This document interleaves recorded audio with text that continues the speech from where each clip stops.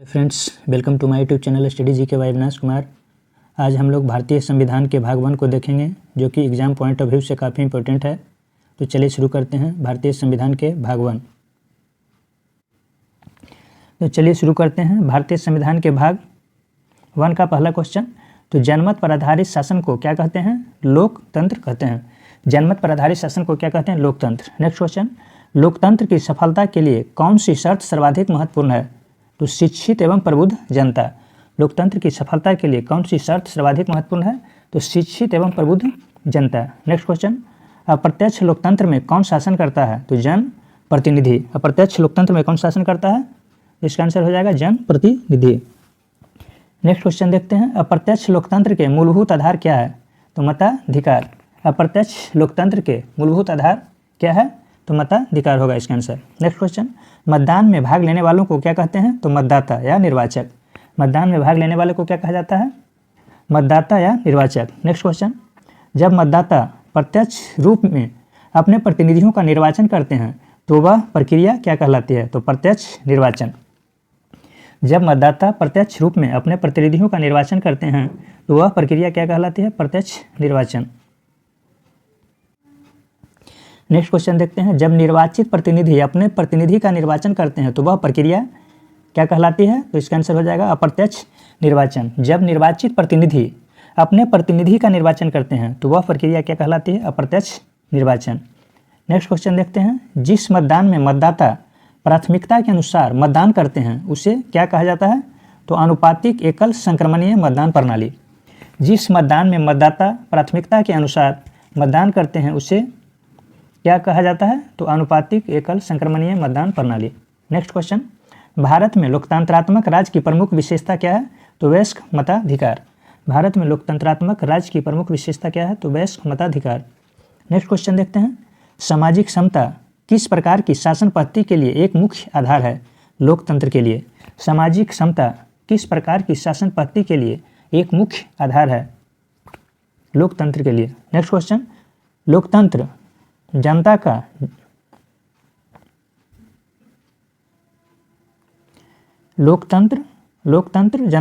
जनता द्वारा तथा जनता के लिए शासन है। यह कथन किसका है? तो कथन है अब्राहम लिंकन का। ये किसका कथन है? अब्राहम लिंकन का। लोकतंत्र जनता का जनता द्वारा तथा जनता के लिए शासन है, यह कथन किसका है? तो अब्राहम लिंकन का।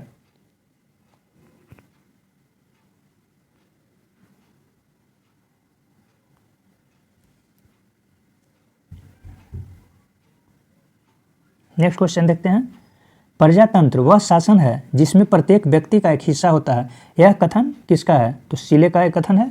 प्रजातंत्र वह शासन है जिसमें प्रत्येक व्यक्ति का एक हिस्सा होता है। यह कथन किसका है? तो सीले का। नेक्स्ट क्वेश्चन, किस विचारक ने लोकतंत्र को शासन का एक विकृत रूप कहा है? तो प्लेटो। किस विचारक ने लोकतंत्र को शासन का एक विकृत रूप कहा है? तो प्लेटो। इसका आंसर क्या होगा? प्लेटो। लोकतंत्र को सर्वोत्तम शासन तंत्र किसने कहा था? तो बेंथम ने।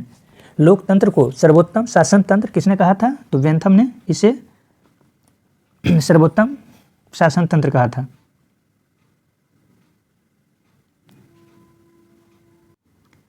नेक्स्ट क्वेश्चन देखते हैं, लोकतंत्र को मूर्खों का शासन किसने कहा था? तो प्लेटो और अरस्तु ने। लोकतंत्र को मूर्खों का शासन किसने कहा था? तो प्लेटो और अरस्तु ने कहा था। नेक्स्ट क्वेश्चन, मनुष्य स्वतंत्र पैदा होता है लेकिन वह सर्वत्र बंधनों में रहता है। यह कथन किसका है? तो रूसो का। मनुष्य स्वतंत्र पैदा होता है लेकिन वह सर्वत्र बंधनों में रहता है। यह कथन किसका है? तो यह कथन रूसो का है। नेक्स्ट क्वेश्चन, मनुष्य एक सामाजिक प्राणी है। किसने कहा था? अरस्तु ने। मनुष्य एक सामाजिक प्राणी है, ये किसने कहा था? तो अरस्तु ने कहा था। नेक्स्ट क्वेश्चन, चुनाव क्षेत्रों का निर्धारण करने की जिम्मेदारी किसकी होती है? तो निर्वाचन आयोग की। चुनाव क्षेत्रों का निर्धारण करने की जिम्मेदारी किसकी होती है? तो निर्वाचन आयोग की। नेक्स्ट क्वेश्चन, भारत में निर्वाचन कराने वाली संस्था का नाम क्या है? तो निर्वाचन आयोग। भारत में निर्वाचन कराने वाली संस्था का नाम क्या है? तो निर्वाचन आयोग नाम है। नेक्स्ट क्वेश्चन, भारत में चुनाव चिन्ह कौन प्रदान करता है? इसका आंसर हो जाएगा मुख्य चुनाव आयुक्त। भारत में चुनाव चिन्ह कौन प्रदान करता है? तो इसका आंसर हो जाएगा मुख्य चुनाव आयुक्त। नेक्स्ट क्वेश्चन, राज्य स्तर पर चुनाव अधिकारी को क्या कहा जाता है? तो मुख्य निर्वाचन पदाधिकारी। राज्य स्तर पर चुनाव अधिकारी को क्या कहा जाता है? तो मुख्य निर्वाचन पदाधिकारी। नेक्स्ट क्वेश्चन, भारत में मतदान कराने की जिम्मेदारी किस पदाधिकारी को है? मुख्य निर्वाचन आयुक्त को। भारत में मतदान कराने की जिम्मेदारी किस पदाधिकारी को है? तो मुख्य निर्वाचन आयुक्त का है। नेक्स्ट क्वेश्चन, भारत में निर्वाचन आयुक्त की नियुक्ति कौन करता है? तो राष्ट्रपति नियुक्ति करता है। भारत में निर्वाचन आयुक्त की नियुक्ति कौन करता है? तो राष्ट्रपति। नेक्स्ट क्वेश्चन, व्यक्ति का सबसे महत्वपूर्ण राजनीतिक अधिकार क्या है? तो मत देने का अधिकार, यानी वोट देने का अधिकार। व्यक्ति का सबसे महत्वपूर्ण राजनीतिक अधिकार क्या है? तो मत देने का अधिकार। नेक्स्ट क्वेश्चन, भारतीय संविधान का कौन सा अनुच्छेद वोट देने के अधिकार को प्रदान करता है?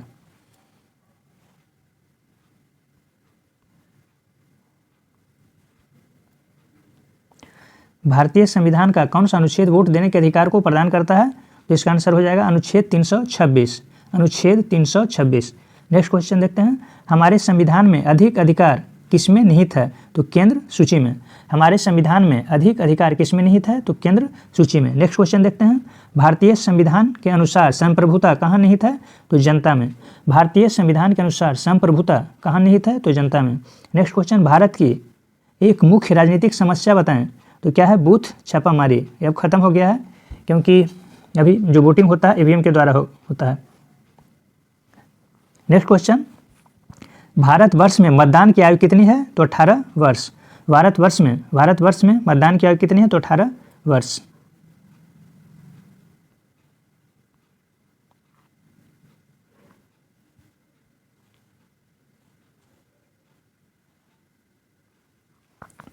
नेक्स्ट क्वेश्चन देखते हैं, भारतीय संविधान का जनक किसे कहा जाता है? तो डॉक्टर भीमराव अंबेडकर को। भारतीय संविधान का जनक किसे कहा जाता है? तो डॉक्टर भीमराव अंबेडकर को। नेक्स्ट क्वेश्चन, संविधान सभा ने प्रारूप समिति का गठन कब किया? तो 29 अगस्त 1947 ईस्वी को। भारतीय संविधान का जनक किसे कहा जाता है? तो डॉक्टर भीमराव अंबेडकर को।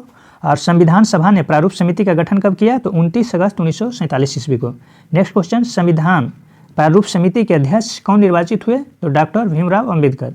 संविधान प्रारूप समिति के अध्यक्ष कौन निर्वाचित हुए थे? तो doctor Bhimrao Ambedkar. Next question, संविधान का प्रारूप संविधान सभा के सामने कब पेश किया गया? तो 4 नवंबर 1948 ईस्वी को। संविधान का प्रारूप संविधान सभा के सामने कब पेश किया गया? तो 4 नवंबर 1948 ईस्वी को।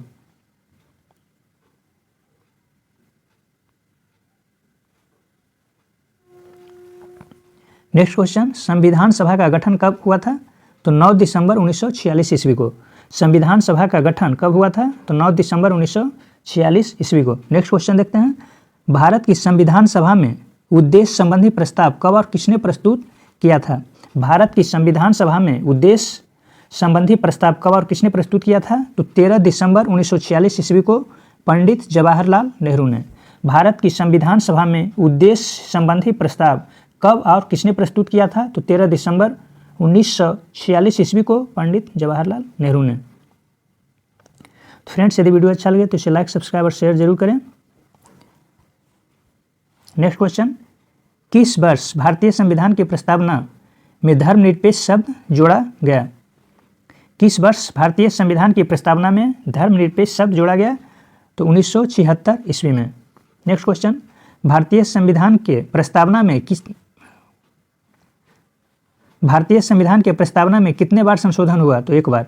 भारतीय संविधान के प्रस्तावना में कितने बार संशोधन हुआ? तो एक बार इसका आंसर हो जाएगा।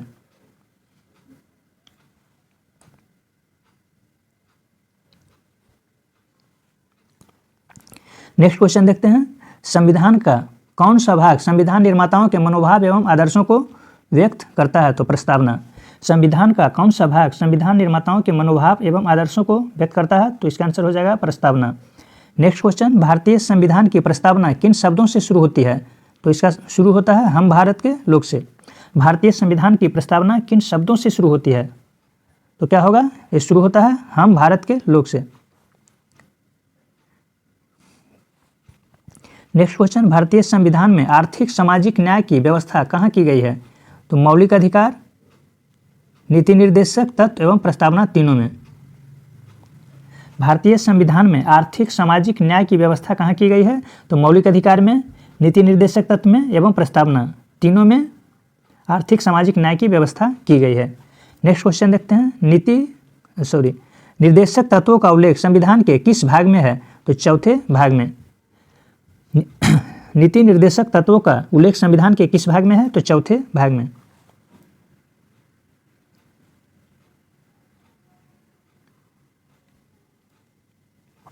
नेक्स्ट क्वेश्चन देखते हैं, संघ या संगठन बनाना किस प्रकार का मौलिक अधिकार है? तो स्वतंत्रता का अधिकार है। संघ या संगठन बनाना किस प्रकार का मौलिक अधिकार है? तो स्वतंत्रता का अधिकार है। नेक्स्ट क्वेश्चन देखते हैं, सरकार के कानून बनाने वाले अंग को क्या कहा जाता है? तो व्यवस्थापिका।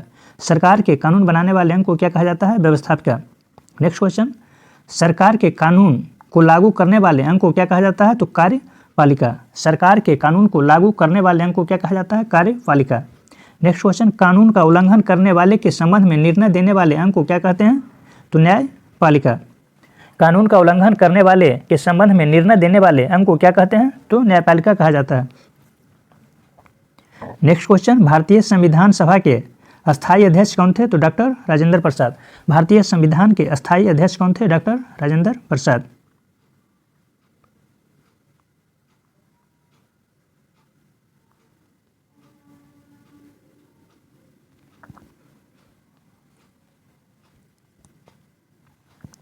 नेक्स्ट क्वेश्चन देखते हैं, संविधान सभा